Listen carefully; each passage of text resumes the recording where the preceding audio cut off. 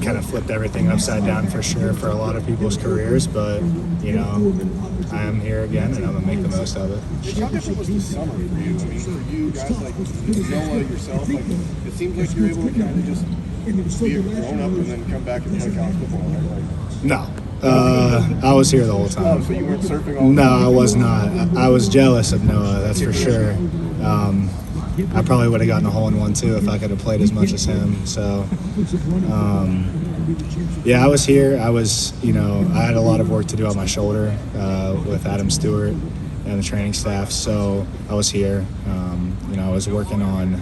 It was hard because I wasn't able to play football for a long time. So, you know, some of the stuff that was natural wasn't natural anymore, and I was just working, you know, to get back to normal, basically. How do you stack up this tight end room with what you guys have had over the last few years?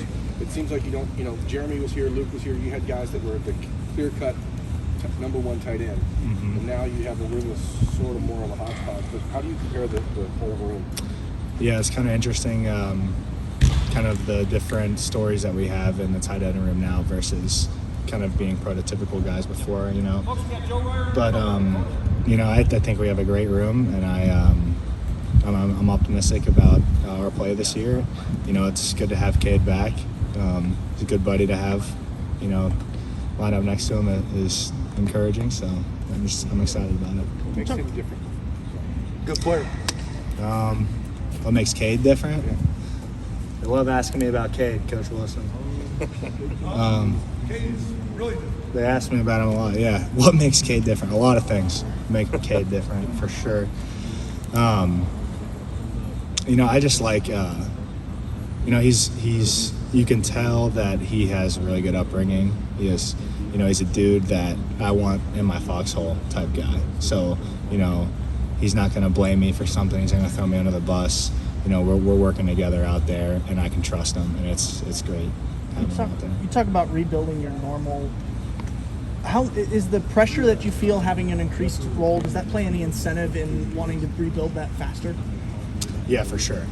Trying to come back as fast as I can because, you know, you're getting set back by an injury, but then, you know, I want to be better than I was last year. So definitely a sense of urgency there to try and get back and not only return to what I was, but be better for sure.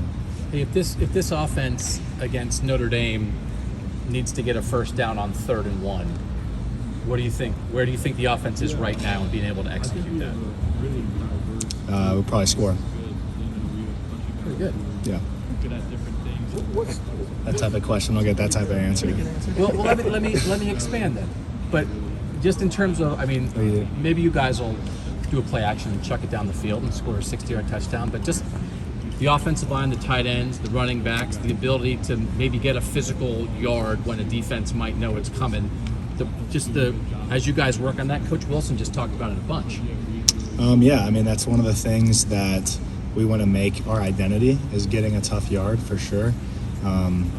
We got great players in the offensive line, great players in the tight end room, and I'm fully confident in them. And, you know, we're just working to be better every day in terms of being a complete offense. So, yeah, I feel confident about it. Which almost seems like, I mean, it's leading the offense in the country in points and yards last year. It almost seems like the emphasis this year is getting those. I mean, that's, you know, I don't say the little things, but getting the things that win you games as opposed to being right at the scoreboard. Yeah. Am I right with that?